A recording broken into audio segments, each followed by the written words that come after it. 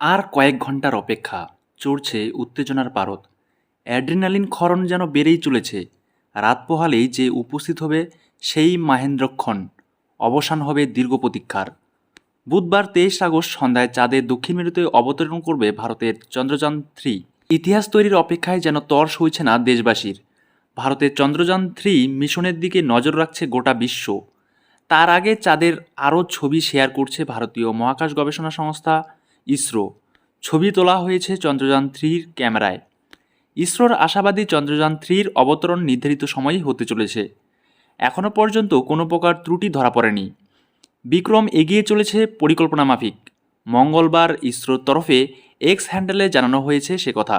ইসরোর তরফে জানানো হয়েছে নির্ধারিত সময়েই চন্দ্রযান সম্পূর্ণ হতে চলেছে। নিয়মিত পর্যবেক্ষণে রাখা হচ্ছে ল্যান্ডারটিকে। বুধবার বিকেল 5টা 20 মিনিট থেকে ইসরো চন্দ্রযান-3-র অবতরণের প্রক্রিয়া সরাসরি লাইভ সম্প্রচারণ শুরু করবে। ইসরোর ওয়েবসাইট, ফেসবুক পেজ, ইউটিউবে চন্দ্রযান-3 অবতরণে সরাসরি সম্প্রচার করা হবে। পাশাপাশি চন্দ্রপৃষ্ঠে প্রায় 70 কিলোমিটার উপর থেকে ছবি তুলছে চন্দ্রযানের ল্যান্ডার পজিশন ডিটেকশন ক্যামেরা। ছবিতে ধূসর চাঁদের এবড়োখেবড়ো চিহ্ন স্পষ্ট। গত 19 আগস্ট চাঁদের এই ছবিগুলি তোলে চন্দ্রযান-3। এর আগেও চাঁদের একাধিক ছবি তুলেছে এই মহাকাশযান। সেই ছবিও ইসরো সকলের সঙ্গে ভাগ করে নিয়েছে। বুধবার সন্ধ্যা 6টা 4 মিনিটে চাঁদের দক্ষিণ মেরুতে অবতরণ করবে চন্দ্রযান-3 এর ল্যান্ডার বিক্রম। চাঁদের দক্ষিণ মেরুতে এর আগে কোনো দেশ মহাকাশযান অবতরণ করতে পারেনি। বুধবারের পরীক্ষায় ইসরো পাশ করে গেলেই ইতিহাসের নতুন অধ্যায় সূচনা করবে ভারত। উল্লেখ্য, 2019 সালে চাঁদের উদ্দেশ্যে চন্দ্রযান-2 পাঠিয়েছিল ভারত, তবে তা সফল হয়নি। শেষ মুহূর্তে ব্যর্থ হয়েছিল অভিযান।